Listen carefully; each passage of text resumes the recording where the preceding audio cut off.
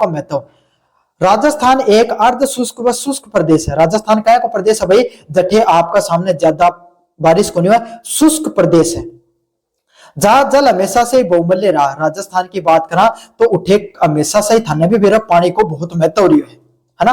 इसी कारण से यहाँ कुएं, बावड़ियां, जोहड़ और बांधों का विकास हुआ। इसी कारण क्या हुआ, यहाँ पर अनेक प्रकार की भाई पानी ने बचाने के लिए जल संरक्षण की अनेक प्रकार की तकनीकें आपके सामने देखने को मिलती हैं। जब पहले का टाइम में कुओं, बावड़ी, जोड़ और बांध है वह अपने पुराने टाइम से दादा परदादा का टाइम से इन सबको जल संरक्षण ने या वर्षा को जल बचाने की कला देखने मिला करती है। ये जल संरचनाएं केवल उपयोगी नहीं बल्कि स्थापत्य कला का भी उत्कृष्ट उदाहरण है। मतलब ये जितनी जल संरचनाओं की जो आपके सामने मैं बता रहा हूं, ये आप सिर्फ जल बचाने के लिए इनका जब निर्माण किया गया ना तो इनको उद्देश्य ये होता कि सिर्फ पानी बचे, बल्कि उनका पर अलग अलग प्रकार की मीनाकारी और कलाकारी भी की गई। तो उनका स्थापत्य कला का भी एक उत्कृष्ट उदाहरण के रूप में देखने को मिलता है। जैसे राजस्थान की कुएं और बावड़ियां, तो एक आध चित्र भी ऐड करियो, देख लो आपने ऐ क्यों है करती बावड़ी, ऊपर से सीढ़ी बना करती है, नीचे तक जाया करती। समझ में आ गया? ये देख लो कितना, ये तो काफी अच्छा आपके सामने उदाहरण है। ये देख लो ऐसे पानी सीढ़ियां नुमा होती थी और नीचे की तरफ पानियां देखने को मिलती थी। देख लो भाई, है ना। तो कोशिश करिए चित्र वगैरह भी आपके सामने ऐड कर सकूं, बाकी पीडीएफ बड़ी बड़ी हो जाता था, दिक्कत हो जाता ना, मैं कौन ऐड करूं कई बार। पहला पॉइंट है झुंझुनों के कुएं। झुंझुनू, अब थे मैं सोचो कि झुंझुनू वाला क्योंकि ज्यादा ही बढ़ाई हो रही है, बढ़ाई को नहीं हो रही भाई, सिलेबस में है झुंझुनू। समझ में आ गया? तो झुंझुनू और शेखावाटी क्षेत्र के अपने गहरे व मजबूत कुओं के लिए प्रसिद्ध है। तो देखा होगा आज का टाइम में तो ट्यूबवेल होगा, और ट्यूबवेल से पहले गोल्ड कलर का कुआ कराया करता है ना। उससे पहले एक कुआ आया करता चौकोर कलर का, चौमुखी कुआ आया करता, जनक ऊपर बडोसों के चबूतरों बनाया जाता और 4 पिलर कराया जाता। देखियो कोई एक पुरानो कुआं होगा ना, कम से कम थारे गांव में या कोई शहर में कोई पुरानो कुआं होगा, तुम देखियो वो चौमुखी होगा, है ना। 200 चबूतरों होगा, 4 पिलरों के ऊपर चारों मेर बना होगा, बहुत मजबूत किलो है, मजबूत कुआं है करता आपके सामने। देखियो कदे आसा पासा के अंदर, अभी तो ऐड कौन कर सके, मैं फोटो नहीं था ना दिखा देता हूं। इन कुओं का निर्माण घरेलू उपयोग, पशुपालन व कृषि के लिए किया जाता था। तो अनेक प्रकार के जो कुएं देखने को मिलते हैं आपके सामने झुंझुनों के अंदर, उनका निर्माण किसके लिए, जो घरेलू उपयोग के पानी के लिए, किसके लिए किया जाता है, घरेलू उपयोग के पानी के लिए किया जाता है, या आपको ढांडा दौड़ना पानी पैदी, पशुपालन है, और कदे कदे आप भाई कृषि भी करो ही हो, तो बताने की क्या जरूरत है, कुआं को क्या क्या जरूरत होया करें। विशेषताओं की बात करें, गहराई तक जल संरक्षण, मतलब जो पानी है उसको जल को संरक्षित करने के लिए बहुत गहराई तक आपके सामने उनको खोदा जाता है। क्यों? क्योंकि अपना है तो आपको 10-20 फीट पर पानी आ जाए, पानी आप कम उस टाइम में भी कम 50-60 फीट पर तो आए कर, तो इसलिए गहराई से कुआं ने खोदे जाया करता।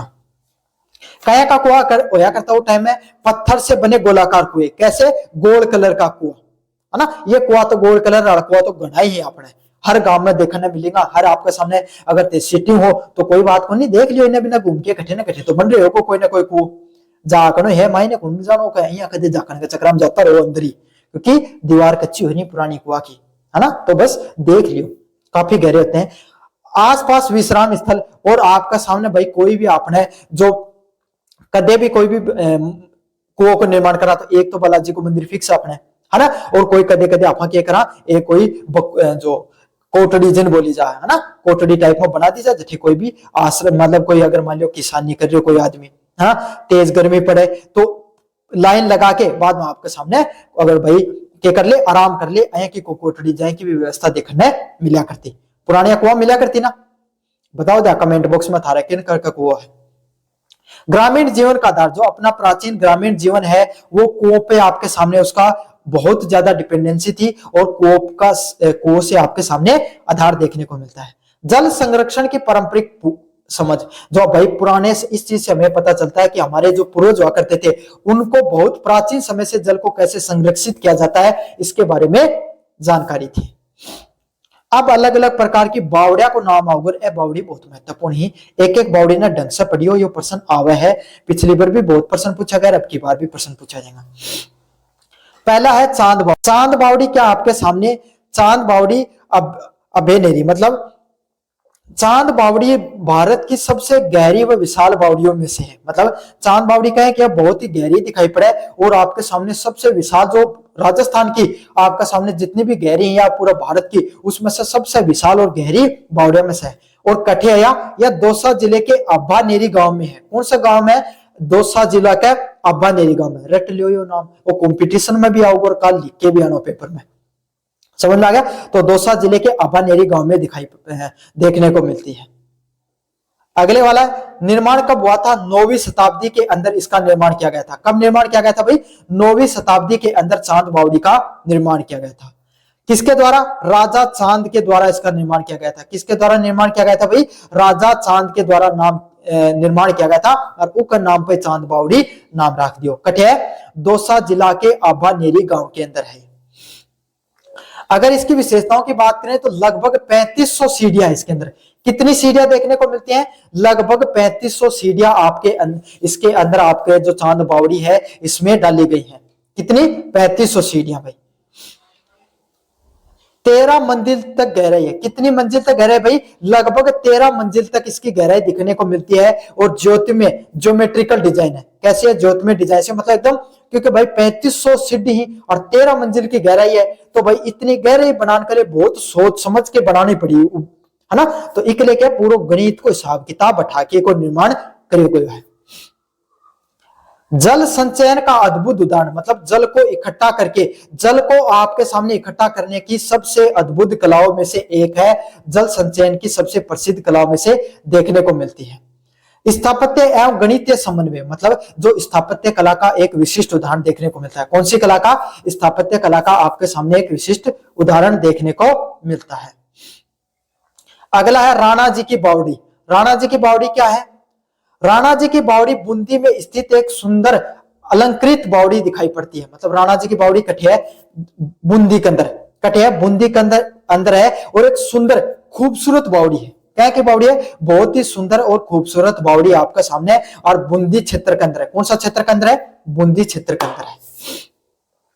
निर्माण कठे करे हुए भाई इको आपका सामने रानी नाथावती के द्वारा। किसके द्वारा नाम किया गया? सॉरी, किसके द्वारा निर्माण किया गया? रानी नाथावती के द्वारा। और 17वीं शताब्दी में को निर्माण करे गए और कठे हो बूंदी के अंदर है। मूर्तियों की निकासी से सुसज्जित है। मतलब अलग अलग प्रकार की मूर्तियां देखने मिले हैं और अलग अलग प्रकार की एक अंदर निकासी करी गई है। क्या है? मूर्ति भी बोली जाता है एक अंदर और अलग अलग प्रकार की निकासियों से भी भरपूर है। सीढ़ीदार संरचना, क्या की संरचना भाई के अंदर? बहुत सारी सीढ़ी देखने को मिलती है। क्या देखने को मिलती है? बहुत सारी सीढ़ियों का इसमें निर्माण किया गया है। तो सीढ़ीदार संरचना इसमें देखने को मिलती है। धार्मिक एवं जल उपयोग दोनों के लिए, मतलब इसका उपयोग आप धार्मिक रूप से भी कर सकते हो। किसके लिए कर सकते हो? धार्मिक रूप से भी उपयोग कर सकते हो और पानी पीने के लिए या जल के लिए भी इसका उपयोग किया जा सकता है। तो दोनों काम के लिए कर सका, जल के लिए भी उपयोग कर सका और धार्मिक रूप से भी इसका उपयोग करो जा सका है। महत्व की किसके लिए महत्वपूर्ण है? जल संरक्षण को, पानी को इकट्ठा करने के लिए और सौंदर्य के लिए। आपके सामने जो सुंदरता है उसके लिए काफी ज्यादा प्रसिद्ध है। स्त्री संरक्षण योगदान का उदाहरण, मतलब कैसे महिलाओं का आपके सामने जो हमारे समाज के अंदर क्या योगदान रहा स्थापत्य कला का निर्माण में, उसका भी एक अद्भुत उदाहरण के रूप में नजर आती है। बांध निर्माण कला, तो बांध निर्माण कला अहिया कहो देख लो बांध भाई, है ना। जो अलग अलग प्रकार का बांध ही हर से संबंधित भी प्रश्न देखने मिले तो हमने भी अच्छे से पढ़ लेना। पहला है राजसमंद बांध। राजसमंद बांध जैसा कि नाम से पता चल रहा आपको कौन से जिले में है? राजसमंद बांध जिले में है। कौन से जिले में है? राजसमंद जिले में है और राजस्थान की बहुत बड़ी एक ऐतिहासिक जल संरचना की एक उदाहरण है। किसका उदाहरण है? राजस्थान के एक बहुत अधिक प्रसिद्ध ऐतिहासिक जल संरचना का उदाहरण है राजसमंद बांध। किसके द्वारा निर्माण किया गया भाई आपके सामने? महाराणा राज सिंह के द्वारा। महाराणा राज सिंह के द्वारा 17वीं शताब्दी के अंदर क्या किया गया भाई आपके सामने? ये जो आपके जो राजसमंद बांध है उसका निर्माण किया गया था। तो अच्छे से याद कर लेना, महाराजा राज सिंह के द्वारा 17वीं शताब्दी के अंदर आपके सामने इसका निर्माण किया गया था राजसमंद बांध का। पाषाण से निर्मित तटबंध, मतलब पत्थरों से इसका तटबंध का निर्माण किया गया। तटबंध क्यों है? जो को किनारों है ना उसको निर्माण किससे करेगा? पाषाण मतलब पत्थरों से किया गया था। शिलालेख व पच्चीकारी, इसके अंदर अलग अलग प्रकार के शिलालेखों का निर्माण देखने को मिलता है और पच्चीकारी देखने को मिलती है। पेयजल व सिंचाई किसका प्रयोग होता है भाई आपके सामने? पीने के पानी के लिए और कृषि को आपके सामने जो किसानी है उसको पानी देने के लिए इसका प्रयोग किया जाता है। ऐतिहासिक स्मारक, जो बड़े बड़े स्मारक होते हैं उनके लिए इसमें इसका प्रयोग किया जाता है। अनेक प्रकार के जो ऐतिहासिक स्मारक होते हैं उनमें इनका प्रयोग किया जाता है। पानी के पीने के लिए और सिंचाई के लिए इसका प्रयोग किया जाता है। अगले वाली झील है जयसमंद झील। जयसमंद झील आपके सामने राजस्थान की सबसे बड़ी कृत्रिम झील है। जयसमंद के अंदर यह भी थानबेर है। जयसमंद झील सबसे बड़ी कृत्रिम झील है भाई। महाराजा जयसिंह के पास बनाया गया और कहां पर? जयसमंद में नहीं, उदयपुर के पास है भाई। जयसमंद उदयपुर के पास पड़ती है आपके सामने और महाराजा जयसिंह के द्वारा निर्माण किया गया। किसके द्वारा किया गया था? महाराजा जयसिंह के द्वारा निर्माण इसका किया गया था।